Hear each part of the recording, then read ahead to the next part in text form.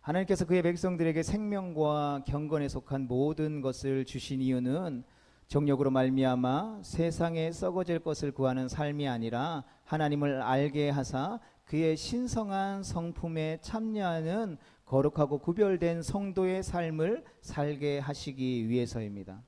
그것을 위해서 베드로 사도는 성도들에게 하나님이 믿음을 주셨다라고 고백했습니다. 그리고 그 믿음은 생명과 경건에 속한 모든 것들이 다 들어있는 마치 보물 창고와 같다고 했습니다. 그래서 베드로 사도는 그러한 보물 창고와 같은 믿음을 바로 보배로운 믿음이라고 말했던 것이죠. 하나님은 우리에게 믿음을 주셔서 하나님이 계신 것과 그가 온 세상을 말씀으로 창조하신 것을 알게 하십니다. 또한 믿음이 없이는 하나님을 기쁘시게 할 수 없으며 그리스도인이라고 할 수 없습니다. 또 믿음은 그리스도인의 삶을 시작하는 가장 기본적인 덕목인 동시에 가장 중요한 핵심 사상이기도 합니다.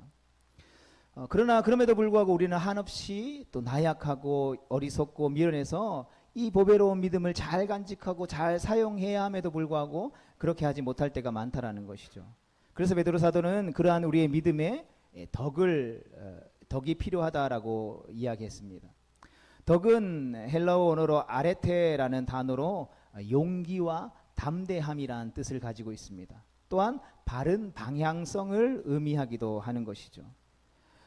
믿음으로 산다라고 하는 것이 참 놀라운 것임에도 세상적인 어떤 시각으로는 어리석고 무모해 보인다라는 것이죠. 세상 사람들에게, 예수님을 믿지 않는 사람들에게 가서 나는 믿음으로 살고 있습니다, 세상의 가치와 다른 가치를 가지고 살아가고 있습니다 라고 하면 바보 아니야? 뭐 이렇게 이야기하겠죠. 그러하기에 우리가 살아가고 속해서 살아가는 세상 속에서 이러한 믿음의 삶을 살아가기 위해서는 그 믿음의 용기와 담대함이 필요하다라는 것이죠. 아울러 담대한 믿음은 자기만을 위한 이기적인 믿음이 아니라 하나님의 영광과 주님의 몸된 교회와 함께 허락하신 지체들의 유익을 위해 바른 방향을 가지고 사용되어져야 한다라는 것이죠. 그것이 바로 베드로 사도가 먼저 권면한 믿음의 덕을 더하라라는 말씀인 것입니다. 믿음의 용기와 바른 방향성, 그것이 덕이라는 것이죠. 우리의 믿음에는 힘써 이 덕이 더해져야 하는 줄로 믿습니다. 그런데 이 믿음의 덕이 더해져야 할 것이 더 있다라고 하는 것이죠. 그러니까 무엇입니까? 바로 오늘 함께 나눌 지식이라는 것이죠. 왜 믿음의 덕만 공급하면 안 되고 지식이 더해져야 된다라고 베드로 사도는 권면하고 있습니까?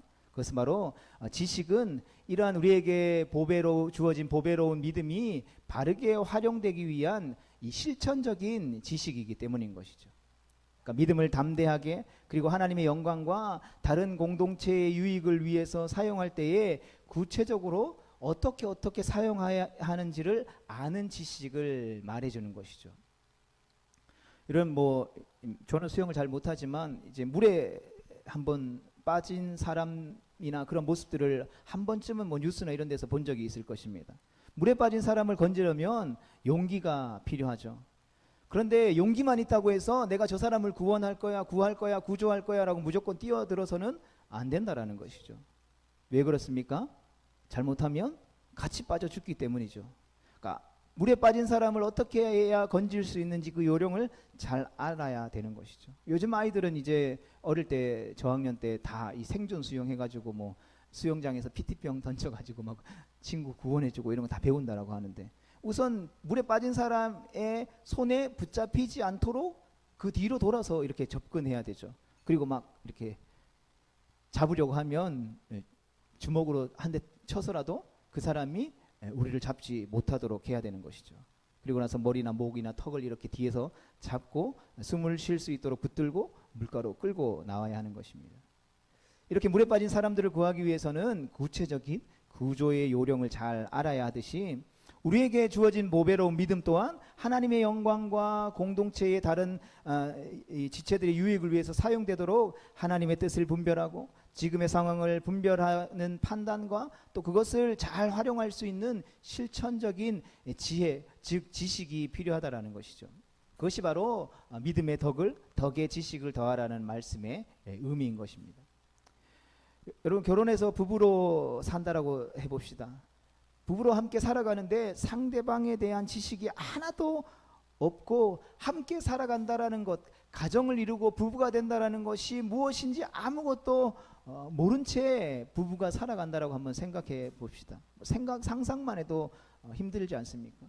알려고 함께 하기로 노력하고 노력해도 힘든 것이 부부 생활인데 전혀 그거에 대한 지식이 없다라고 생각하면 얼마나 힘들겠습니까? 사랑하지만 그 사랑하는 것을 어떻게 표현하고 어떻게 잘 활용하고 그 사람에게 전달할 수 있는지에 대한 지식이 또한 필요한 이유가 바로 거기에 있다라는 것이죠. 그러하기에 우리가 보배로운 믿음을 가지고 믿음으로 살아간다라는 것은 내가 필요할 때만 하나님을 찾는 것이 아니라 마치 부부가 함께 살아가듯이 부부가 함께 한 집에서 살아가면서 서로에 대해서 알아가고 또 배워가며 또 서로에게 노력하듯이 하나님과 함께 동행하는 것이라는 것이죠. 그런데 정작 우리가 믿음으로 산다라고 하면서도 하나님을 모르고 하나님과 함께 하는 법, 하나님의 뜻을, 하나님과 함께 사는 법을 모른다면 어떠하겠습니까? 하나님은 그렇게 하면 안 된다라고 하시는데 나는 된다고 하면서 믿음으로 막 밀어붙이고 거기에 담대함과 용기까지 갖고 있다면 그것보다 황당한 일이 어디 있겠습니까? 그런 경우 많죠. 나는 믿음으로 하는데 내가 믿음으로 하면 할수록 교회 공동체가 힘들어지고 지체들이 힘들어지고 그렇다면 그것만큼 불행한 일이 어디 있습니까? 우리의 믿음에 덕과 지식이 더해져야만 이기적인 믿음이 아니라 하나님의 영광과 공동체와 지체의 유익을 세우는 방향으로 잘 그 믿음이 사용되어질 수 있다는 것이죠. 또 우리의 믿음에 왜 분별력과 지식이 있어야 합니까? 그래야 하나님의 뜻을 향하여 우리가 힘있게 살아갈 수 있기 때문인 것이죠. 믿음이란 무엇입니까? 여러 가지 정의들이 있겠지만 이 베드로후서의 말씀을 통해서 우리가 정의하는 믿음이란 지금까지 내가 걸어온 길을 멈추고 하나님의 말씀에 의지해서 한 번도 가지 못한 새로운 길을 가는 것이 믿음이라는 것이죠. 그리고 이 길은 문이 좁고 협착한 길이라는 것이죠. 이때 이 좁은 이 길이 생명의 길, 복된 길, 영광과 종기를 향한 길인지를 우리가 아는 지식이 없다면, 그리고 그 길을 가는 구체적인 요령이 없다면 어떻게 우리가 그 길을 갈 수 있겠냐라는 것이죠. 우리가 살아가는 세상은 그 길로 가면 안 된다라고 끊임없이 외치는데 왜 내가 이 길로 가야 하는지, 이 길을 갈 때 나에게 필요한 것이 무엇인지, 이 길 끝에 무엇이 기다리고 있는지를 알지 못한다면 우리는 가다가 중간에 포기하고 다시 넓은 문을 향해서 쫓아갈 수밖에 없다라는 것이죠. 그래서 끊임없이 우리의 믿음에 덕과 지식이 더해져야 하는 것입니다. 믿음의 덕과 지식이 공급되어야만 잠시 사는 나그네와 같은 인생, 이 땅에 반짝거리는 것에 영향을 받지 않고 썩지 않고 쇠하지 않고 더럽지 않는 하늘의 영광을 위해 우리가 살아갈 수 있다라는 것이죠.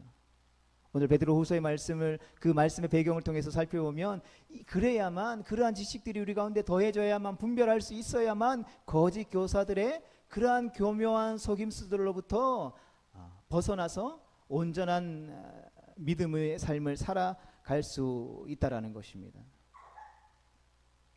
그렇다면 지식을 공급하는 방법은 무엇입니까? 왕도가 없겠죠. 한순간에 막 더해지는 방법은 없다라는 것입니다. 이 지식은 매일매일 우리가 아침, 점심, 저녁 또 시시때때로 간식을 먹으면서 우리의 육신을 배부르게 하고 건강하게 하는 것처럼 매일매일 하나님의 말씀을 먹고 그 말씀을 내 삶에 실천하고 행하고 또 그러한 넘어짐과 또 일어섬과 배움과 깨달음의 그 과정들을 다 거쳐가면서 그것들을 쌓아갈 수 있다는 것이죠. 한꺼번에 벼락치기 한다라고 해서 결코 쌓을 수 있는 것이 아니다라는 것이죠. 우리가 꾸준하게 하나님의 말씀을 읽고 또 묵상하고 그 말씀대로 사는 것 외에는 다른 방법이 없다라는 것입니다. 그렇게 지식이 쌓이는 것만큼 바르게 보게 되고 분별하게 되며 바른 믿음으로 하나님의 성품과 하늘에 속한 모든 신령한 복을 실제적으로 맛보는 거룩한 주의 백성의 삶을 우리가 살아갈 수 있다라는 것이죠. 그래서 꾸준하게 성경을 묵상하고 또 그 말씀대로 살아내므로 믿음의 덕의 지식을 쌓아가는 복된 성도님들 되어질 수 있기를 주님의 이름으로 축복합니다. 그럼 이제 그 다음은 무엇입니까? 지식에 절제를 더하라고 합니다. 왜 지식 뒤에 절제가 오는 걸까요? 왜 소망이는 절제하지 못하는 걸까요? 절제라고 하며 무엇인가를 안 하고 금하는 것을 우리가 먼저 떠올릴 수 있다라는 것이죠. 근데 단지 안 하는 것과 금하는 것만으로 끝나면 그것은 바른 절제가, 성경이 말하는 절제는 아닐 것입니다. 오늘 베드로 사도가 믿음의 백성들 가운데 권면하는 이 말씀에서, 이 상황에서 절제가 등장하는 이유는 내가 무엇을 안 하고 금하는 그것으로 인해서 정말 해야 할 무엇인가가 이루어지기 위해서라는 것이죠. 그러니까 마땅히 이루고 우리에게 있어서 성취해야 할 중요한 목표를 달성하기 위해서 하고 싶은 것을 다 하고, 놀고 싶은 것을 다 놀고, 누리고 싶은 것을 다 누리고 나면 그것들을 할 수 없기 때문에 무엇인가를 하고 싶어도 참고, 놀고 싶어도 참고, 꼭 해야 할 것에 집중하는 것이 바로 오늘 베드로 사도가 이야기하고 있는, 권면하고 있는 절제라는 것이죠. 마치 이 체급별 운동을 하는 선수가 자신에게 있는 종목에서 우승하고 좋은 성적을 내기 위해서 반드시 해야 할 일이 있다라는 것이죠. 그것이 무엇입니까? 체중 조절인 것이죠. 체중 정절을 위해서 먹고 싶은 것도 참고 또 힘든 절제와 노력을 해야 한다라는 것이죠. 그런데 그 체급을 맞추기 위해서 참는 것만 하고 정작 중요한 그 종목에서 우승하기 위해서 실제적인 훈련을 등한시한다면 어떻게 될까요? 아무리 자기에게 맞는 체급을 달성했다 할지라도 링 위에 올라가서는 그 경기에서는 지는 일밖에 할 수 없다라는 것이죠. 마찬가지로 공부하는 학생들은 어떻습니까? 학생이 공부를 잘하기 위해서는 때로는 스마트폰을 보는 시간들을 줄이고, 때로는 잠자는 시간들도 학생이 한 명 있어서 죄송합니다. 잠자는 시간도 줄이고 때론 친구들하고 노는 시간들도 줄여야 한다는 것이죠. 그런데 그걸 다 안 하면서 멍하니 앉아만 있고 공부를 안 한다면 정작 시험지를 받아든 상황에서 이름만 적고 뭐 나올 수밖에 없다라는 것이죠. 동일합니다. 보배로운 믿음으로 말미암아 하나님의 자녀가 된 우리가 그 믿음의 덕과 지식을 더해서 주의 자녀로 사는 것이 얼마나 영광스럽고 복된 것인지를 알고 그 길을 가려고 할 때에는 무엇이 필요하다라는 것입니다. 절제가 필요하다라는 것이죠. 신의 성품에 참여하는 이 보배로운 약속을 나의 것으로 나의 삶에 누리기 위해서는 부패한 육신의 본성들을 이끄는 대로 하고 싶은 것을 다 하고, 갖고 싶은 것을 다 갖고, 누리고 싶은 것을 다 누리려고 하는 생각을 절제해야 한다라는 것이죠. 당연히 절제가 따라와야 한다라는 것입니다. 그래서 지식에 절제가 따르지 않으면 그 지식이 우리를 어떻게 만듭니까? 교만의 자리로 이끌게 되는 것이죠. 우리에게 끊임없이 교만한 본성과 육체의 정욕이 있다라는 것을 우리는 잊지 말아야 할 것입니다. 로마서 6장 12절과 13절의 말씀을 보면 이렇게 기록되어져 있습니다. 그러므로 너희는 죄가 너희 죽을 몸을 지배하지 못하게 하여 몸의 사욕을 순종하지 말고, 또한 너희 지체를 불의의 무기로 죄에게 내어주지 말고, 오직 너희 자신을 죽은 자 가운데서 다시 살아난 자 같이 하나님께 드리며 너희 지체를 의의 무기로 하나님께 드리라 했습니다. 우리 자신을 하나님께 의의 무기로 드리기 위해서 오늘 우리의 삶에서 마땅히 잘려나가야 할 것들이 무엇인지 생각해 보십시오. 우리의 삶에 하나님의 영광과 하나님이 우리 가운데 베풀어 주신 놀라운 축복들을 경험하기 위해서 마땅히 절제되고 금해야 할 것이 무엇인지를 생각하라는 것입니다. 도덕적인 부패와 방탕만이 불의의 무기로 드러나는 것이 아닙니다. 은혜 받았다고, 말씀을 조금 더 안다고, 종교 행위에 익숙하다고 함부로 말하고, 믿음의 지식이 있다고 다른 사람들을 향하여서 왜 기도 안 해? 이럴 때 기도해야 하는 거 아니야? 왜 믿음으로 못 살아? 믿음으로 살아야 해? 라고 하는 것이 바로 불의의 무기로 자신을 드리는 것일 수 있다라는 사실들을 우리는 반드시 기억해야 하는 것이죠. 사람은 나의 지식과 나의 경험과 나의 어떠한 충고로 그렇게 쉽게 변화되지 않을 것입니다.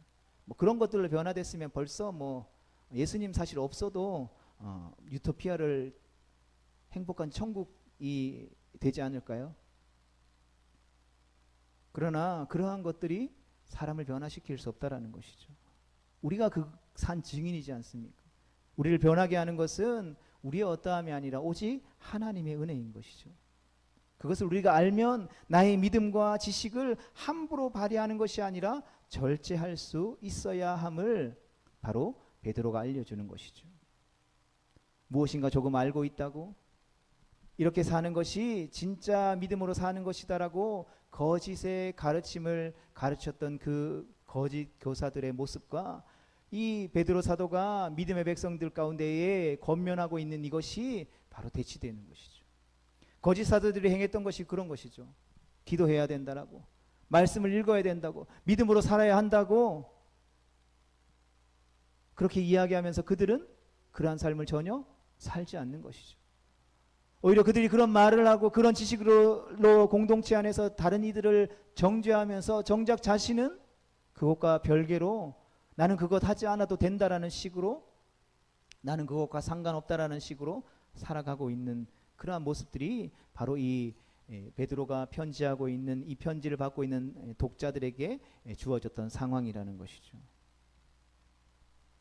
바라기는 우리가 이 절제를 통해서 하나님께서 기뻐하시는 거룩한 그릇과 의의 무기로 사용되어질 수 있기를 주님의 이름으로 축복합니다. 이 절제를 통하여서 우리의 믿음이 더욱더 성장하고 진전이 있게 되어질 수 있기를 주님의 이름으로 축복합니다. 그래서 우리의 믿음의 덕과 덕의 지식과 지식의 절제를 더하는 성숙한 신앙인의 모습으로 우리가 살아나는 것뿐만 아니라 우리가 속한 공동체 안에서 우리가 함께 믿음으로 신앙생활하는 지체들이 살아나고 회복되어지고 그러한 놀라운 의의 열매들을 따먹으며 더욱더 풍성한 교제와 은혜가 넘쳐나는 믿음의 공동체, 믿음의 백성들 되어질 수 있기를 주님의 이름으로 축복합니다.